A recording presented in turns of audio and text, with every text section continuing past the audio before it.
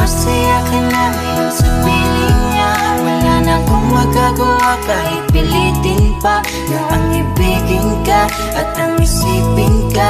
Nalimot mo na nga ako dahil sa pag-ibig niya.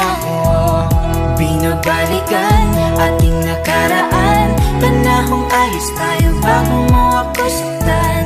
Pero bakit mahal pa rin kita kahit masaya ka na sa iba? Bakit sinaktan mo ang damdamin ko? Anong nangyari? Di ko mawari, di ko alam magkakaganito.